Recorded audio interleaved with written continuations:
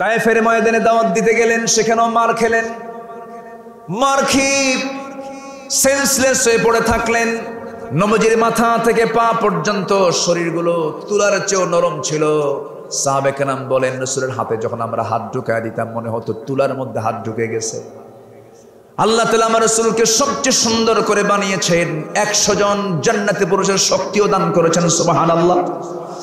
সেই নবীর কোমল দেহে যখন পাথর মারা হলো, চোকা চোকা পাথর, আমার নবীজির মাথা রক্তগুলো গড়ে গড়ে গিয়ে পায়ের তলার সঙ্গে জমাট বেঁধে গেল, জুতার তলার সঙ্গে পায়ের তলার জমাট বেঁধে গেল। টান মেরে মেরে তিনি খুলতে পারেন না, হাঁটতে পারেন না। জিবরিল আমিন এসে বলছেন, ইয়া রাসূলুল্লাহ, তায়েফের মানুষ আপনাকে যে পরিমাণ অত্যাচার করলো আপনি তাদের জন্য লানত করুন। রাসূল বলছেন, না রে জিবরাইল, আমি তাদের জন্য লানত করব না, কারণ তারা না বুঝি আমাকে মেরেছে, আমাকে চিনতে পারে নাই। আমি ওদেরকে মাফ করে দিলাম। রাসূল তাদেরকে মাফ করে দিয়া সেই জায়গা থেকে আবার একটা দৌড় মারলেন। 3 দিন 3 রাত তিনি খান নাই, পেটটা পিঠের সঙ্গে লেগে গেছে, চোখটা গর্তের মধ্যে চলে গেছে। বিশ্বনবীর খাওয়া নাই, পান করা নাই, 3টা দিন 3 রাত চলে গেছে। দৌড় মেরেছেন সামনের দিকে, আর পারলেন না। আঙ্গুর বাগানের ভিতরে ঢুকে গেলেন। আঙ্গুর বাগানের ভিতরে ঢুকে গিয়ে চিত হয়ে পড়ে গেলেন, সেন্সলেস হয়ে পড়ে থাকলেন। আঙ্গুর বাগানের একজন কেয়ারটেকার দূর থেকে লক্ষ্য করলো কে যেন বাগানের মধ্যে সে চিত হয়ে পড়ে গেছে। সুন্দর চেহারা, সুশ্রী চেহারা, তার মধ্যে দয়া হলো। সেই কেয়ারটেকার করলো কি, বাগান থেকে থোকা থোকা কয়েকটা আঙ্গুর হাতের মধ্যে নিয়ে চিপি চিপি চিপি চিপে 1 গ্লাস আঙ্গুরের রস নবীর হাতে দিয়ে বলতেছেন, ও যুবক, তুমি তো এটা না পান করলে মরে যাবে, প্রচুর রক্তক্ষরণ হচ্ছে। নবীর হাতে যখন 1 গ্লাস আঙ্গুরের রস দেওয়া হলো, 3 দিন 3 রাত নবীর পেটে কোনো খাবার যায় নাই। প্রচন্ড ক্ষুধার্ত রাসূল হাতের মধ্যে আঙ্গুর নিয়া, আঙ্গুরের রসগুলো নিয়ে রাসূল বিসমিল্লাহ বলে পান করলেন। পান করে মুস্কে একটা হাসি মেরে বললেন, ওই যুবকের দিকে তাকায় তাকায়, মিটি মিটি যুবকের দিকে তাকায় তাকায় বলছেন, যুবক, তোমার নাম তো আদ্দাস। আদ্দাস মনে মনে চিন্তা করে, আমি তাকে চিনি না, সে আমাকে চিনে কেমনে? এবার বলছেন, ও আদ্দাস, তুমি আমার দিকে দেখে দেখে কি চিন্তা করছো? তোমার গ্রামের বাড়ির নাম নিনোয়া। আমার গ্রামের বাড়ির নাম নিনোয়া আপনাকে বললো কেডা? আপনি জানলেন কেমন, আমাকে চিনলেন কেমনে? এবার রাসূল বলছেন, তুমি যে গ্রামে জন্ম নিয়েছো সেই গ্রামে জন্ম নিয়েছেন আল্লাহর পয়গম্বর ইউনূস আলাইহিস সালাতু ওয়াস সালাম। সঙ্গে সঙ্গে ওই আদ্দাস আরো আশ্চর্য হয়ে বলতেছে, আমার গ্রামে আল্লাহর নবীর জন্ম, এই তথ্য তো তোমার জানার কথা নয়, তুমি কে? তোমার পরিচয়টা দিয়ে দাও। সঙ্গে সঙ্গে রাসূল বলছেন, শোন আদ্দাস, একজন নবীর কাছে তো আরেকজন নবীর খবর থাকতেই পারে, একজন নবীর কাছে আরেকজন নবীর তথ্য থাকতেই পারে। সঙ্গে সঙ্গে আদ্দাসের বুঝতে দেরি হলো না। আদ্দাস ছিল খ্রিস্টান। খ্রিস্টানি কায়দায় নবীকে খুশি করার জন্য, নবীকে ধন্য করার জন্য 2টা হাত নবীর পায়ের দিকে নিয়ে গিয়ে সেজদা দিয়ে তাকে ধন্য করবে। রাসূল সেজদা গ্রহণ করলেন না, রাসূল সেজদা কখনো গ্রহণ করেন নাই। রাসূল সঙ্গে সঙ্গে আদ্দাসের 2টা হাত শক্ত করে ধরে বুকের সঙ্গে বুক লাগায় বলছেন, আদ্দাস, তুমিও বান্দা আমিও বান্দা, তুমি আল্লাহর গোলাম আমি আল্লাহর গোলাম, আমি আল্লাহর নবী, এতটুকুই পার্থক্য। মানুষ কখনো মানুষের সামনে কখনো মাথা নত করতে পারে? আসতে বলবেন না, পারে না। মাথা নত করলে সেটা কিসের কাজ হবে বলেন? শিরকের কাজ হয়ে যাবে। সঙ্গে সঙ্গে আদ্দাসের বুঝতে দেরি হলো না।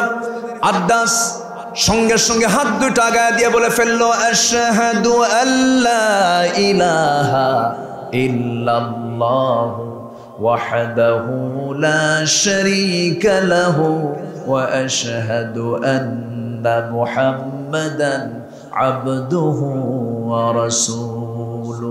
হেদায়েতের মালিক কে? আসতে বলবেন না, কে? হেদায়েত দেন কে? আমরা হেদায়েত চাইবো কার কাছে? আল্লাহর কাছে আমরা হেদায়েত চাবো।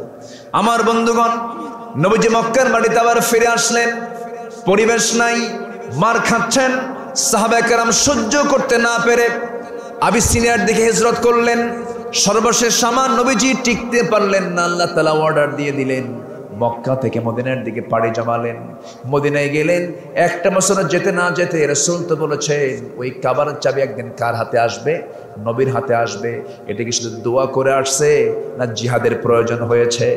আল্লাহ বলছেন, শুধু ঈমান আনলে হবে না, ওয়াল্লাযীনা আমানু ওয়া হাজারু وجاهدوا في سبيل الله والذين آووا ونصروا أولئك هم المؤمنون حقا জোরে বলুন আল্লাহু আকবার আল্লাহ বলছেন ঈমান তো আনবি তোমরা প্রয়োজনে হিজরত করতে হবে আল মুহাজিরু মান হাজারা মা নাহাল্লাহু আনহু আল্লাহ তাআলা যা নিষেধ করেছেন এই নিষেধ কাজগুলোকে বাদ দাও হিজরত আল্লাহু আকবার বলেন মুহাজির তাকেও বলে ঈমান যারা আনবি হিজরত যারা করবে নাম্বার 3 যারা জিহাদ করবে কার পথে আসতে বলবেন না কার পথে আল্লাহর পথে জিহাদের হুকুম দিয়েছেন কে আসতে বলবেন না জিহাদের হুকুম দিয়েছেন কে মুনাফিক চেনা যায় নামাজে না জিহাদে আসতে কয় মুনাফিককে চেনা যায় নামাজে মসজিদে না ময়দানে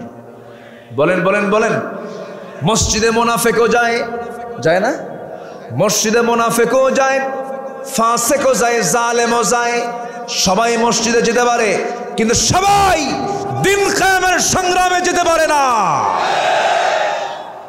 মুসা আলাইহিস সালাতু ওয়াস সালাম 40 দিন তার কওমদেরকে রেখে চলে গেলেন তুর পাহাড়ে আল্লাহর সঙ্গে দেখা করতে 40 দিনে তারা করলো কি হারুনকে রেখে গেছেন হারুন তার ভাইয়ের নাম কি হারুন বড় ভাই কি ভাই বড় ভাই আল্লাহ মুসাকে এত দাম দিয়েছেন যে নিজেও নবী তার ভাইও নবী তার শ্বশুরও নবী তার ভাগিনাও নবী যেরকম সুবহানাল্লাহ খুব দাম ছিল তার এই কোরআন আল্লাহ রাব্বুল আলামিন নবীর নাম আমার রাসূলের নাম যতবার নিয়েছেন তার চাইতে বেশি নাম মুসার নাম কম না বেশি বেশি আমার নবীর নাম 4 জায়গায় এসেছে মুহাম্মাদুর রাসূলুল্লাহ ওয়া মা মুহাম্মাদুন ইল্লা রাসূল এরকম করে আমার নবীর নাম ইসমুহু আহমদ এরকম করে আমার নবীর নাম কয়েক জায়গায় পাওয়া যায় কিন্তু মুসার নাম ম্যাক্সিমাম জায়গায় আছে না নাই বলেন আসতে বলবেন না আছে না নাই আছে আল্লাহ তাআলা এই নবীর নাম এই নবীর দামটা অনেক বাড়ায়া দিয়েছেন আল্লাহ তাআলা এই নবীর নামটা এত বাড়ায়া দিয়েছেন এর মূল কারণ হলো এই পৃথিবীতে সবচাইতে বেশি বাতিলের মোকাবেলা করেছেন মুসা আলাইহিস সালাতু ওয়াস সালাম আল্লাহু আকবার কাউকে তিনি পরোয়া করতেন না এই মুসা আলাইহিস সালাতু ওয়াস সালাম 40টা দিন তুর পাহাড়ে দেখার জন্য আল্লাহকে দেখার জন্য রওনা দিয়েছেন 40 দিন তার ভাই হারুনকে রেখে গেছেন হারুনকেও তারা মানলো না তারা করলো কি ওই কয়েকটা দিন 40 দিনে তারা করলো কি ওয়াইদ ওয়া'আদনা মুসা 40 লাইলাতান থুম্মা ইত্তাখাযতুমুল ইজলা মিন বা'দিহি ওয়া আনতুম যালিমুন এই 40 দিনে তারা নবীকে না মেনে গরুর পূজা করলো কিসের পূজা গরুর পূজা এই বনি ইসরাইলরা কি করেছিল আল্লাহ বললেন শনিবারে তোমরা মাছ মারতে যাও না মাছ মারার বিধান তাদের উপরে জারি হলো মাছ মারতে যেও না শনিবারে তারা করলো কি শনিবারে মাছ মারে না কিন্তু হ্যাঁ ঘিরে রাখে মুরব্বী বুঝে গেছেন আলেম মানুষ তো প্যাঁচ লাগায়া বুদ্ধি খাটায়া শনিবারে মাছ মারে না কিন্তু মাছগুলো তারা করে কি জমা করার জন্য এক জায়গায় ঘিরে রাখে আল্লাহ তাদের এই সমস্ত লঙ্ঘনগুলোকে সহ্য করতে না পেরে কি করলেন আল্লাহ রাব্বুল আলামিন তাদের উপরে এত বরকত দিয়েছেন এই বরকতগুলো তারা গ্রহণ করে নাই মান্না সালওয়া এই পৃথিবীতে একটা জাতিকে দিয়েছেন জান্নাতের খাবার তারা হলো বনি ইসরাইল তারা কিসের খাবার খাইছে জান্নাতের খাবার খেয়েছে আল্লাহ রাব্বুল আলামিন সেই ব্যাপারে বলছেন ওয়া আনজালনা আলাইকুম وظللنا عليكم الغمام وأنزلنا عليكم المن والسلوى كلوا من طيبات ما رزقناكم وما ظلمونا ولكن كانوا أنفسهم يظلمون জোরে বলুন আল্লাহু আকবার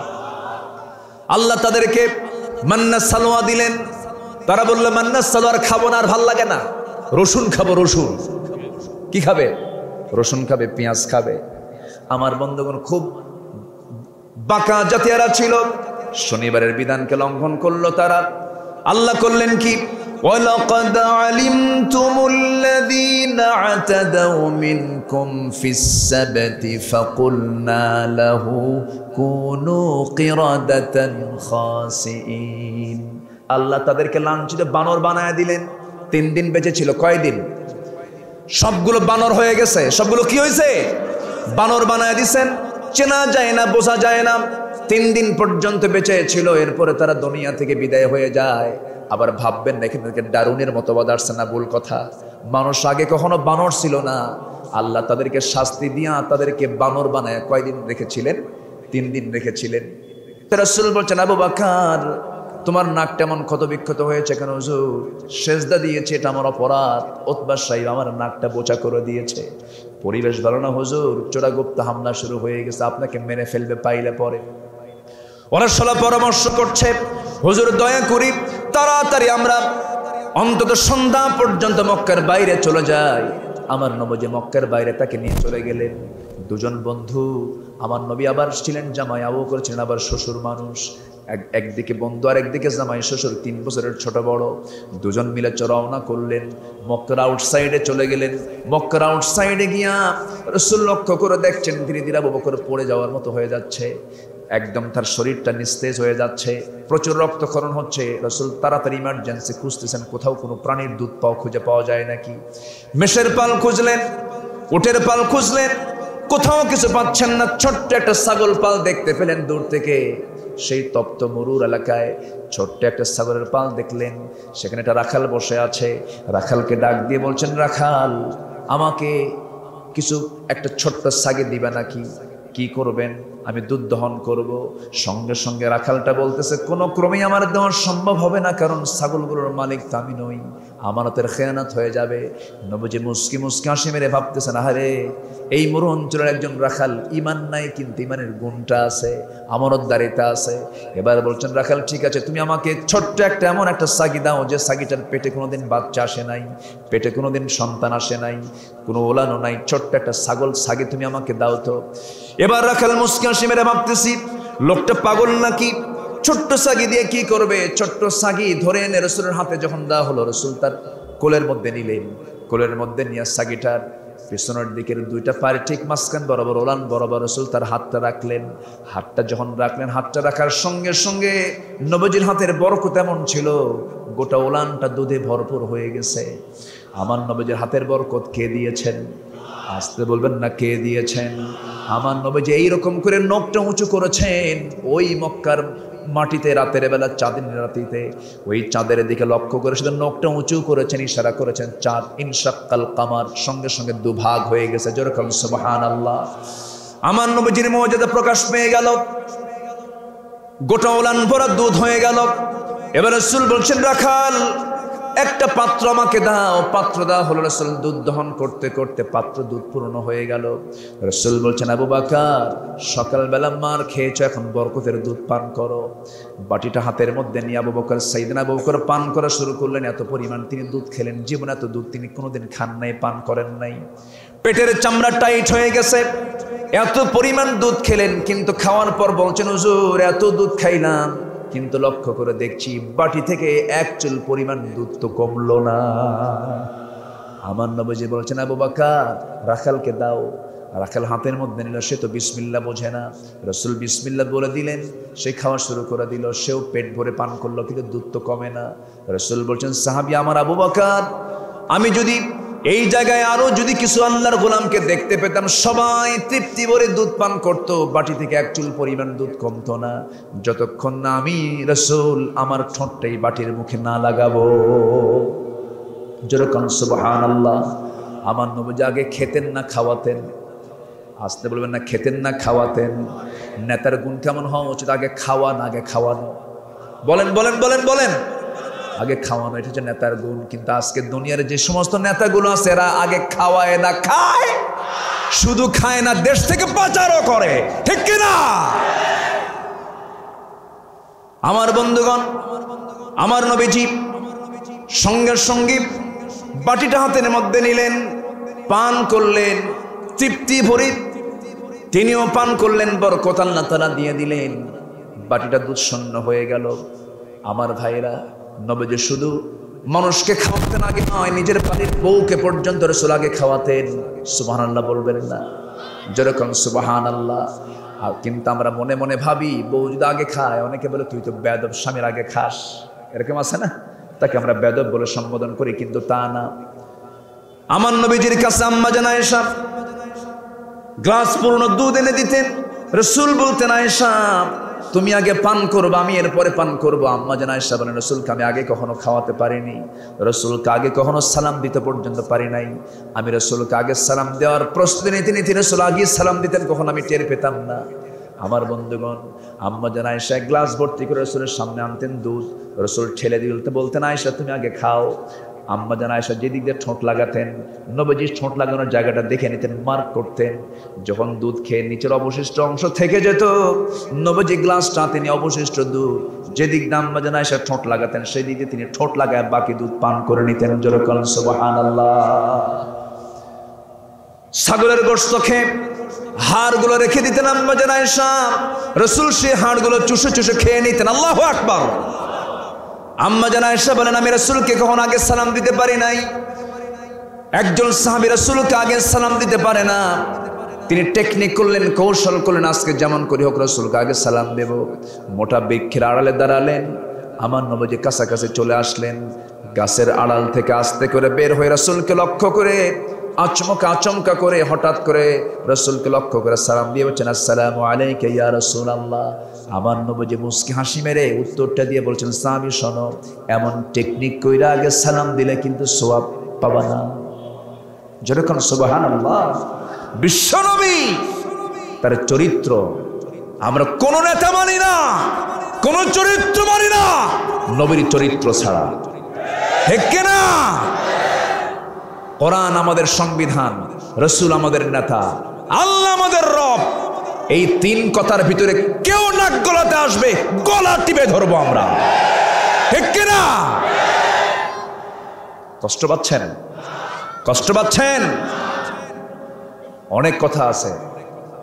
কেন রু ওয়াজ কেবল শুরু, কিন্তু ঘড়ি তো খুব ঘুরতেছে আজকে। গৌরব জোরে বলি ইনশাআল্লাহ। রাসূল বলছেন, আবু বকর চলো, সন্ধ্যা হয়ে গেছে, এখন মক্কার দিকে যাই। চলো যাই মক্কার দিকে। হ্যাঁ চলেন যাই। এখন এই রাখালটা বলতেছে, শোনেন, যাবেন তো ভালো কথা, দুধ যে খাওয়ালেন, এই ওলান থেকে দুধ আসলো কেমনে? কি কথা কি বুঝতেছেন না? মাথা ঘুরে উঠছে। এ রাখাল বলতেছে, এই ওলান থেকে দুধ কেমনে আসলো? রাসূল বললেন, এটা হলো আল্লাহর বরকত, বিসমিল্লাহর বরকত, ঈমানের বরকত। রাখাল বলছে, তাই যদি হয়, আপনি মনে মনে কি যেন দোয়া পড়লেন, ওই দোয়াটাকে আমাকে শেখানো যায় না? রাসূল বলেন, দোয়া তো শিখে লাভ নাই। আচ্ছা তাহলে ঠিক আছে, আমাকে সাথে নিয়ে যান। রাসূল বলেন, তোমাকে সাথে নিয়ে যাবে, ছাগলগুলো দেখবে কি? ও তাও তো কথা, আমানতের খেয়ানত হয়ে যাবে। ঠিক আছে, আপনি যেহেতু যাচ্ছেন, আমাকে ওই দোয়াটা শিখাই দিয়ে যান। কি করবা? মাঝে মাঝে ওই দোয়া পরে ফো মারবো আর দুধ খাবো। রাসূল বললেন, শিরকিয়াতের গন্ধ রেখে, শিরকিয়াতের পচা দুর্গন্ধ ভিতরে রেখে 1000 বার বিসমিল্লাহ বললেও তার কোনো বরকত হবে না। এখন রাখাল বলছে, আমি শুনেছি মক্কার মাটিতে আব্দুল্লাহর পুত্র মুহাম্মদ বিন আব্দুল্লাহ নামে একজন পয়গম্বর এসেছেন। আপনার চেহারা, আপনার সূরত, আপনার বাচন ভঙ্গি, আপনার সুন্দর কথা প্রমাণ করছে আপনি মনে হয় সেই ব্যক্তি হবেন। রাসূল বললেন, তুমি মনে হয় চিন্তা আমাকে ভুল করোইনি। যেরকম সুবহানাল্লাহ। ইবনে মাসউদ, আল্লাহু আকবার, সেই সাহাবী হচ্ছেন ইবনে মাসউদ রাদিয়াল্লাহু তাআলা। আব্দুল্লাহ ইবনে মাসউদ রাখাল। কি ছিলেন বলেন? কি ছিলেন? রাখাল। নবীর হাতে বায়াত নিয়ে কালিমা উপরে মুসলমান হয়ে গেলেন। সাথে নিয়ে চলে আসলেন, কোরআন হাতে তুলে দিলেন। সারা জীবন কথা বলেছেন কোরআন দিয়া, যত প্রয়োজনীয় কথা সেই কথাগুলো বলতেন কোরআন দিয়া। একদিন কোরআন তেলাওয়াত শুনতেছেন রাসূল, কে যেন তেলাওয়াত করছে। রাসূল বলেন, এই তেলাওয়াতটা কার? হুজুর ওই যে রাখাল। রাসূল বলছেন, আমার কাছে জিবরাইল এই সুরেই কোরআন নাজিল করে। ইবনে মাসউদ, খলিফা ওমরের শাসনামল, অন্ধকার রাতে একটা কাফেলা আসতেছে, সামনে দাঁড়ান ওমর। কে? কোন জায়গা থেকে আসে? ভিতর থেকে আওয়াজ আসতেছে, মিন ফাজ্জিল আমিক। যাবে কোথায়? ইলা বাইতিল আতিক। ওমর ফারুক ভাবলেন, কি আবার কোরআন দিয়ে উত্তর দেয়, এটা কোন বাহিনী? বললেন, ভালোই তো উত্তর দিচ্ছ কোরআন দিয়ে, বলো তো কোরআনে কারীমের সবচেয়ে ভয়ঙ্কর আয়াত কোনটা? ফামান ইয়ামাল মিসকালা যাররাতিন খায়রান ইয়ারা। আচ্ছা বলো তো কোরআনের সবচাইতে শ্রেষ্ঠ আয়াত কোনটা? আল্লাহু লা ইলাহা ইল্লাহুল হাইয়ুল কাইয়্যুম। আচ্ছা কোরআন কারীমের সবচাইতে আশাব্যঞ্জক আয়াত কোনটা? কুল ইয়া ইবাদিয়াল্লাযিনা আসরাফু আলা আনফুসিহিম লা তাকনাতু মির রাহমাতিল্লাহ। ওমর ফারুক বললেন, আমার বিশ্বাস এই কাফেলার ভিতরে আব্দুল্লাহ ইবনে মাসউদ আছে। দাঁড়ায় বলে, হ্যাঁ আমি ইবনে মাসউদ আছি। যেরকম সুবহানাল্লাহ। যে কারণে আজকে আমরা মাহফিল এসেছি, যে উদ্দেশ্যে আজকে আমরা মাহফিল এসেছি, যে কিতাবের আলোচনা আমরা শুনতে এসেছি, এই কোরআন আল্লাহ তাআলা নাজিল করেছেন ১৫০০ বছর আগে। এই কিতাব যতদিন গোটা পৃথিবীতে মুসলমান ফলো করেছে, কোরআন দিয়ে যতদিন মুসলমান সমাজ চালিয়েছে, রাষ্ট্র চালিয়েছে, গোটা পৃথিবীর নেতৃত্বে মুসলমানদের হাতেই ছিল। কিন্তু মুসলমান কোরআন ছেড়ে দিয়েছে, মুসলমান নেতৃত্ব হারিয়ে ফেলেছে। ঠিক কিনা? কোন এক কবি বলেছেন, ও জমানে মে মুআজ্জাজ থে হাম মুসলমান হোকর और तुम खारे हुए तारके कुरआन होकर। সে যুগের মানুষেরা কোরআনে কারীমকে অনুসরণ করার জন্য, কোরআনকে মানার জন্য গোটা পৃথিবীতে তারা মর্যাদার উচ্চাসনে সমাসীন হয়েছিল। আজকের মুসলমান কোরআনকে ছেড়ে দেওয়ার কারণে গোটা পৃথিবীতে আজকে লাঞ্ছিত, বঞ্চিত, ঘৃণিত জাতিতে রূপ নিয়েছে। জোরে বলেন ঠিক কিনা? আমার বন্ধুগণ, আল্লাহ রাব্বুল আলামিন এই কিতাবের ব্যাপারে বলেছেন, এই কিতাব নিয়ে যারা চলবে, এই কিতাবকে নিয়ে যারা তাদের জীবন চালাবে, সমাজ চালাবে, রাষ্ট্র চালাবে, তাদের ব্যবসায় কোনো লস নাই। আল্লাহ রাব্বুল আলামিন সূরা ফাতিরে বলেছেন, ইন্নাল্লাযীনা ইয়াতলুনা কিতাবাল্লাহ وأقاموا الصلاة وأنفقوا مما رزقناهم سرا وعلانية يرجون تجارة لن تبور। জোরে বলুন আল্লাহু আকবার। নিঃসন্দেহে যারা আল্লাহর কালাম তেলাওয়াত করবে,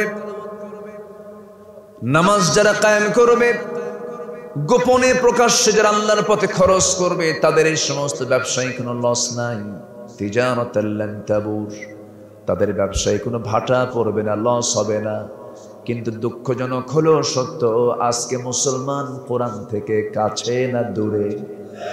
আসতে বলবেন না, কাছে না দূরে?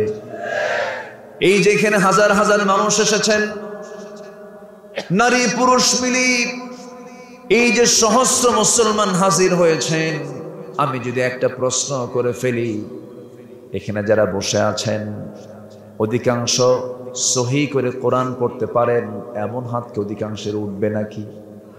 উঠবে না। অথচ কোরআন শেখা, কোরআন সুন্দর করে তেলাওয়াত করা কি? আসতে বলে, আরো জোরে, আরো জোরে, ফরজ। তালাবুল ইলম ফরিদাতুন আলা কুল্লি মুসলিম। এই হাদিসটা আমরা সবাই জানি। প্রত্যেক মুসলমানের জন্য ইলম হাসিল করা ফরজ, জ্ঞান হাসিল করা ফরজ। ইলম, আইন লাম মিম, আইন তান, লাম তালাহ, মিম তে মাহফুজ, লৌহে মাহফুজে সংরক্ষিত যে কিতাব, এই কিতাবের জ্ঞান কোরআন জানা সবার জন্য কি? আসতে বলুন, সবার জন্য কি? অথচ পার্লামেন্টে অধিবেশন শুরু হবে কোরআন তেলাওয়াত দিয়া। একদিন কারি সাহেব যান নাই, নিজের কান শুনেছি, আমি নিজের কানে শুনেছি। কারি সাহেব যান নাই, কোন এক পার্লামেন্টারিয়ানকে তেলাওয়াত করতে দিয়েছে। একজন পার্লামেন্টারিয়ান তেলাওয়াত করছেন, কিলহিয়াল্লাহেদ। শয়তান কয়, তোর চাইতে আমার তেলাওয়াত সুন্দর আছে। এই হলো তেলাওয়াতের দশা। রুব্বা কারিন লিল কুরআন ওয়াল কুরআন ইয়ালআনুহু। কোরআন তাকে লানত দেয় যে কোরআনটাকে সহি করে পড়তে পারে না। কোরআন যাকে লানত দেবে সেই বান্দা জান্নাতে যাবে নাকি? সে বান্দা কি জান্নাত পাবে? পাবে না। কোরআনটাকে সহি করে পড়ে না, কোরআনটা পড়তে পারে না, কোরআনের সঙ্গে সম্পর্ক রাখে না, যার দিলের ভিতরে কোরআন নাই, কাল বাইতুল খারবি, তার অন্তরটা যেন একটা বিরান বাড়ির মতো। তার দৃষ্টান্ত দিতে গিয়ে রাসূল বলেছেন, যে বাড়িতে কোনো মানুষের বসবাস থাকে না সেই বাড়িতে বসবাস করে কি পোকামাকড়ের সাপ বিচ্ছু বসবাস করে। আমার বন্ধুগণ, দুঃখ লাগে, বুকটা ফেটে যায়, মাস্টার্স ডিগ্রি পাস করে কিন্তু কোরআনটা পড়তে পারে না। বিসিএস ক্যাডার হয়, ওযুর ফরজ জানে না। অথচ যদি শর্ত জড়িয়ে দেওয়া হতো বিসিএস ভাইবা প্রশ্নে প্রত্যেক শিক্ষার্থী, প্রত্যেক পরীক্ষার্থী যারা পরীক্ষায় ভাইবায় যারা অংশগ্রহণ করবে, যারা মুসলমান, তাদের সূরা ফাতিহা থেকে নিয়ে নাস পর্যন্ত গোটা কোরআনের যে কোনো পৃষ্ঠা থেকে এক পৃষ্ঠা অন্তত রিসাইট করে তেলাওয়াত করে শোনাতে হবে সহি করে। এমন শর্ত জড়িয়ে দিলে এই দেশে কোনো অশুদ্ধ তেলাওয়াত করা কোনো মুসলমান পাওয়া যেত নাকি? পাওয়া যেত না। এই সিস্টেম তো নাই আমাদের। অথচ যে কোরআনটা সহি করে না পড়লে নামাজে কবুল হবে না, কোরআন থেকে লানত দিচ্ছে। অথচ আজকে আমার দেশে 18 কোটি মুসলমান সহি করে কোরআন পড়তে পারে কয়জন ভাই দেখেন? তাহলে বলেন, সত্যি বলেন তো, আমরা কোরআন থেকে কাছে না দূরে? দূরে। এখানে যারা বসে আছেন, যদি প্রশ্ন করি, দাড়িওয়ালা লোক বেশি না দাড়ি ছাড়া লোক বেশি? বলে, হ্যাঁ? কষ্ট পাচ্ছেন নাকি? দোষগুলো যে ধরতেছে হয়তো ভাবতেছেন, হুজুর আপনি কি এগুলো বলার জন্য আসছেন এখানে? আমি তো আমার নিজের চোখে দেখতে পাচ্ছি দাড়ি ছাড়া লোকই বেশি, দাড়িওয়ালার সংখ্যা কম, দাড়ি ছাড়া লোকগুলো বেশি। আরেকটা প্রশ্ন যদি করি, এই জায়গায় যত হাজার হাজার মানুষ এসেছেন মাহফিলে, ভালো কথা, নামাজি বেশি না বেনামাজি বেশি? বলেন, বেনামাজি বেশি। যদি আরেকটা প্রশ্ন করে, রংপুরে সেই প্রশ্ন করা জটিল ব্যাপার, কারণ হারাগাছ তো বিখ্যাত এলাকা কিসের জন্য বলেন? এখানে যারা বসে আছেন, বিড়ি খাওয়া লোক বেশি না বিড়ি ছাড়া লোক বেশি? কষ্ট পাচ্ছেন নাকি আপনারা? বিড়ি খেলে কি স্বাস্থ্য ভালো হয় নাকি? বিড়ি কি কাম না ওয়াকাম? এ তো কোনো কাম নয়। যা খাইলে কোনো ভিটামিন হয় না, যা খাইলে লাঞ্চ পচে যায়, যা খেলে পরে শরীর নষ্ট হয়ে যায়, ঠোঁট কালো হয়ে যায়, দাঁত নষ্ট হয়ে যায়, লাঞ্চ নষ্ট হয়ে যায়, ফুসফুসে ক্যান্সার ধরে যায়। এত ক্ষতি শোনার পরেও ডাক্তারের কাছে কোনো রোগী লাঞ্চের প্রবলেম নিয়ে গেলে পরে ডাক্তার এক হাতে বিড়ি নিয়ে বলে, ও আমার রোগী, খবরদার বিড়ি খাবেন না, অথচ হাতে বিড়ি নিয়ে বসে আছে না? আমার ভাইয়েরা, মুসলমানের সুরাত সিরাত তেমন হওয়ার কথা ছিল না। মুসলমান সুরাতও সুন্দর হবে, সিরাতেও সুন্দর হবে। মুসলমান তো বিড়ি খাওয়ার কথা ছিল না, মুসলমান তো দাড়িবিহীন থাকার কথা ছিল না, মুসলমান তো কোরআন না পড়ে থাকার কথা ছিল না, মুসলমান তো এইরকম করে বেনামাজি থাকার কথা ছিল না। মুসলমান হবে সবার থেকে একরকম না ভিন্ন রকম? সবার থেকে ভিন্ন হবে। মুসলমান হবে স্বতন্ত্র, মুসলমানদের কথা হবে স্বতন্ত্র, মুসলমানদের চালচলন হবে স্বতন্ত্র।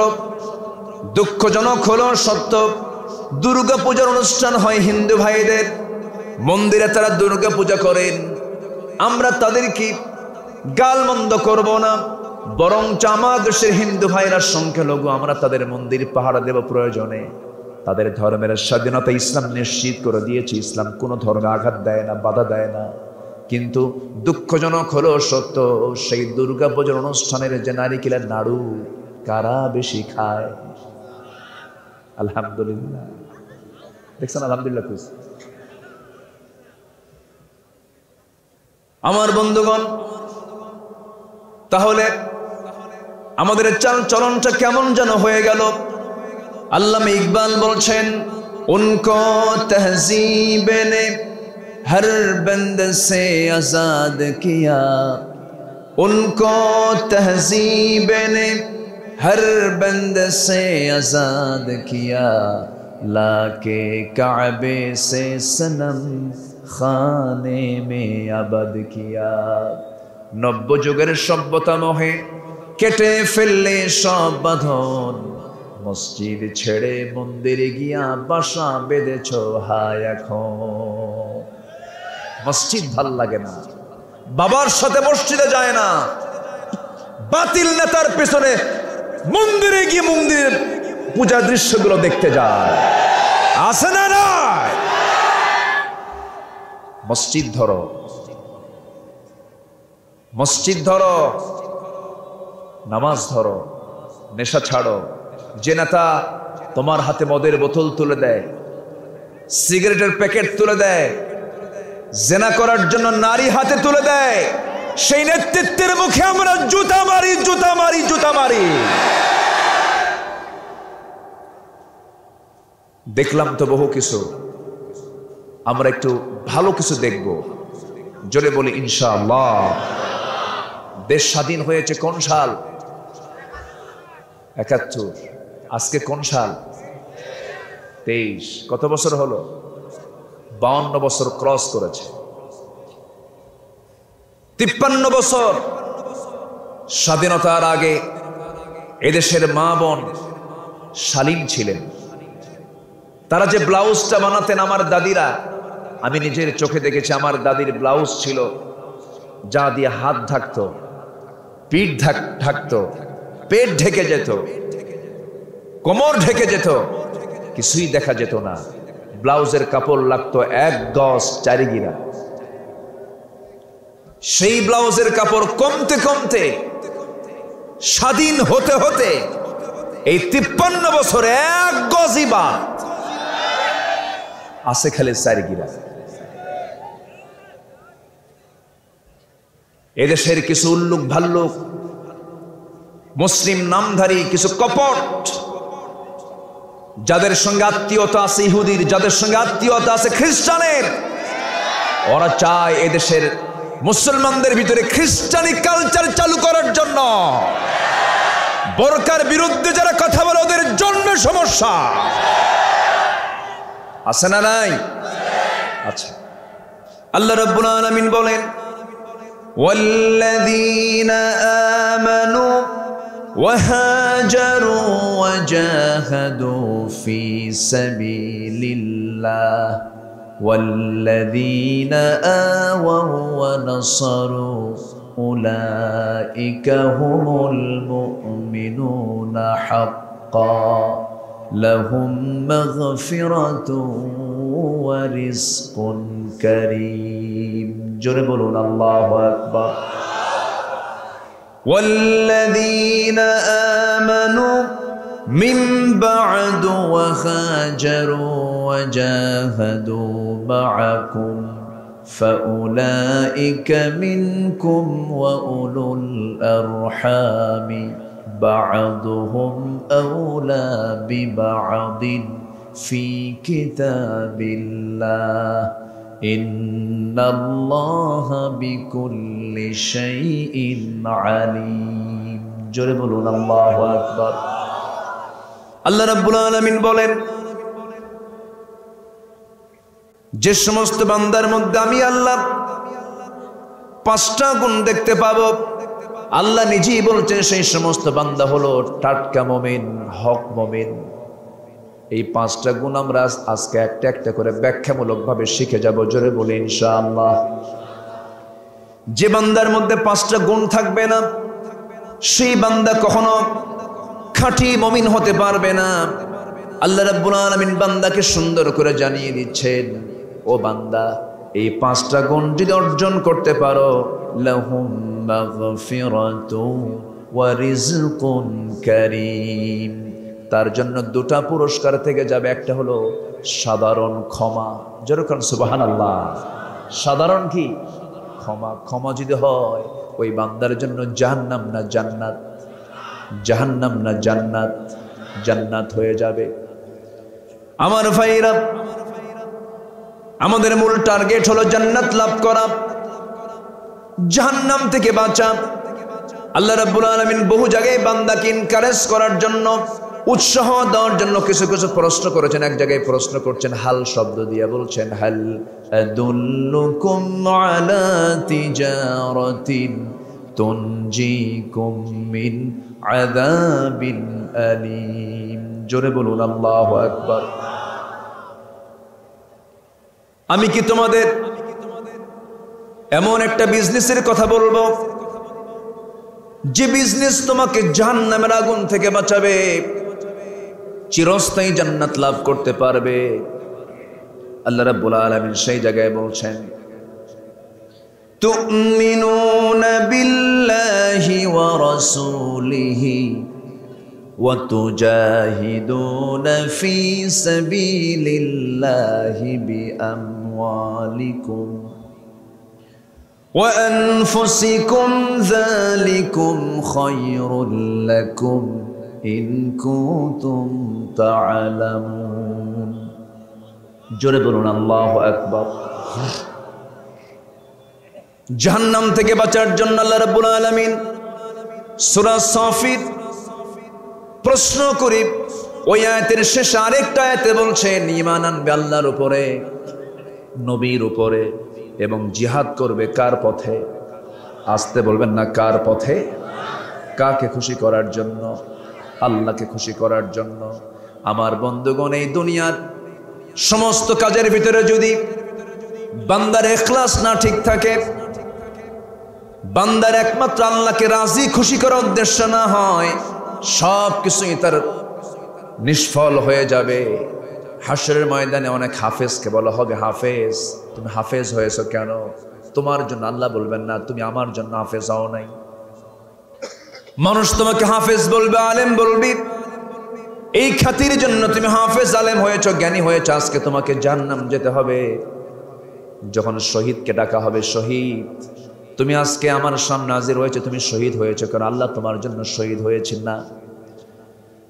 তুমি জিহাদের ময়দানে অংশগ্রহণ করেছো গাজীর খেতাব নেওয়ার জন্য, মানুষের খুশি করার জন্য আজকে দুনিয়া থেকে বিদায় হয়েছো। শহীদ মানুষ বলেছে, কিন্তু শহীদ তো তুমি আমার জন্য হও নাই, তোমাকে জাহান্নাম যেতে হবে।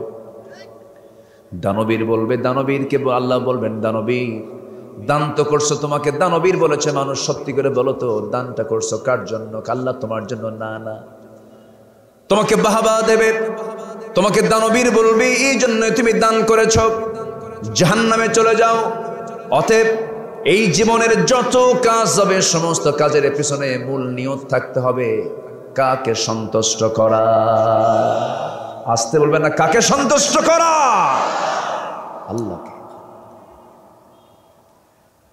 আমার ভাইয়ের একটু কান লাগান। খাঁটি মুমিনের গুণ হলো 5টা। কয়টা বলেন?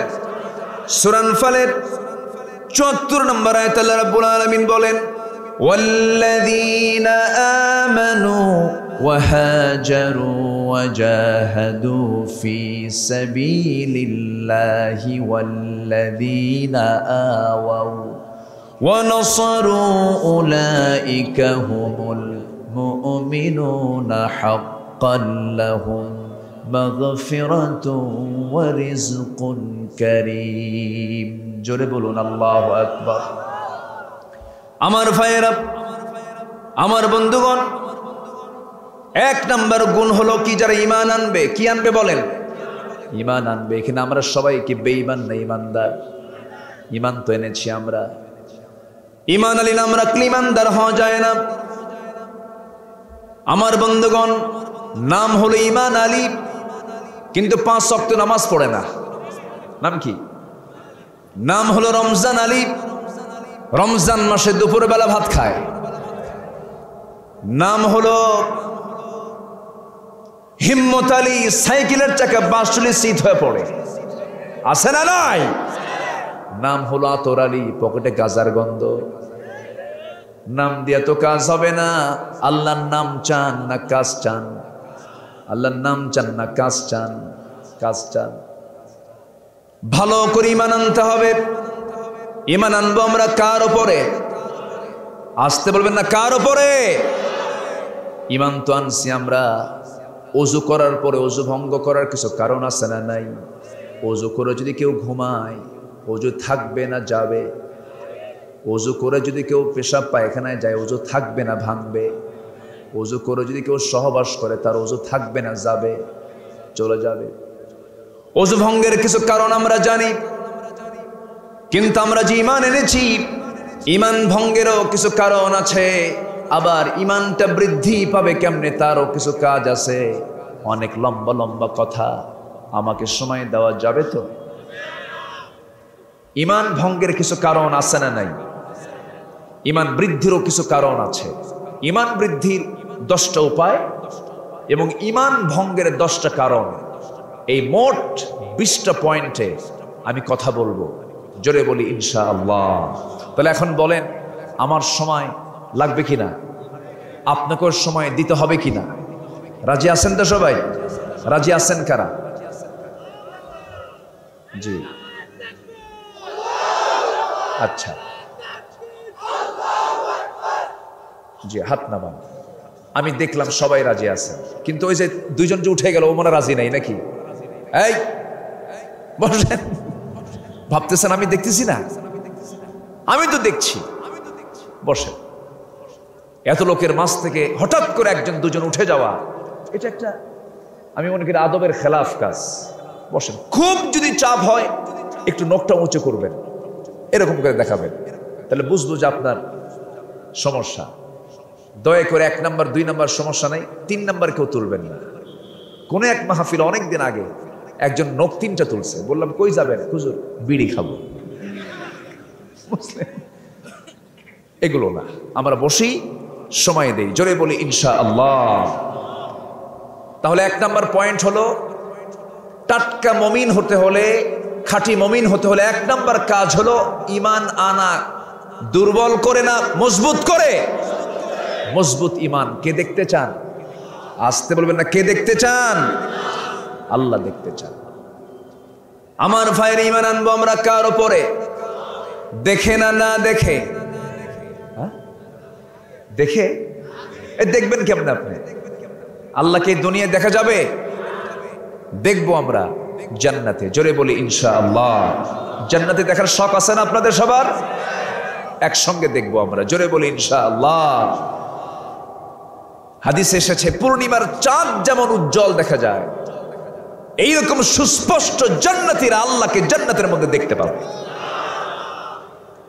দুনিয়াতে আল্লাহকে দেখা যাবে না, কারণ এই চর্মচক্ষুতে এই পাওয়ার নাই, এই চোখ পারবে না। আল্লাহ তাআলা এই দুনিয়ার কিছু সৃষ্টি করেছেন যা দেখা যায় না। যেরকম মাইক চলতেছে কি দিয়া? বিদ্যুৎ, ইলেকট্রিসিটি দিয়ে। বিদ্যুৎ কি দেখা যায়? দেখা যায় বিদ্যুৎ? দেখা যায় না, কিন্তু বিশ্বাস করে নিয়েছি।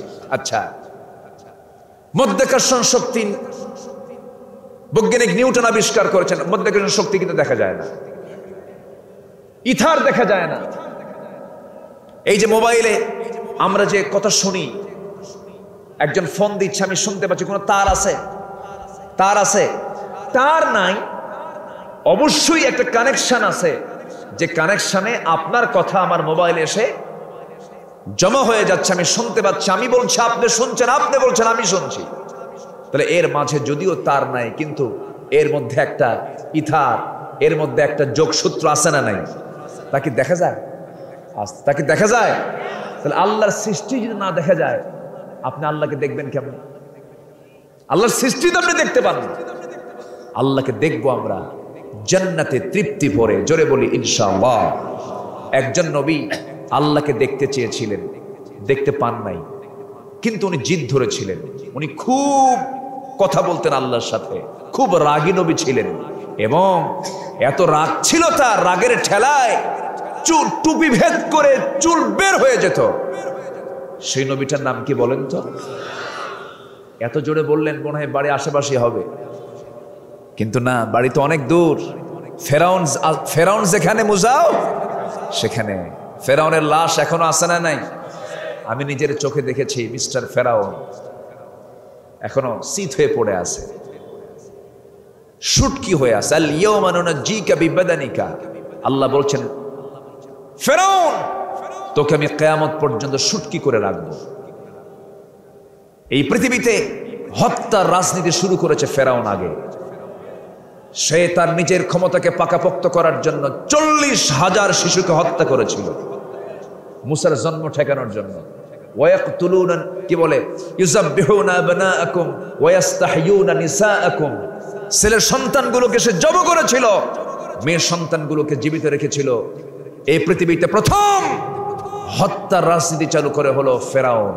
আজকেও পৃথিবীতে যারা ক্ষমতাকে পাকাপোক্ত করার জন্য যারা হত্যা রাজনীতি করছেন, লাশের রাজনীতি করছেন, তারা সবগুলো ফেরাউন হামানদের প্রেতাত্মা।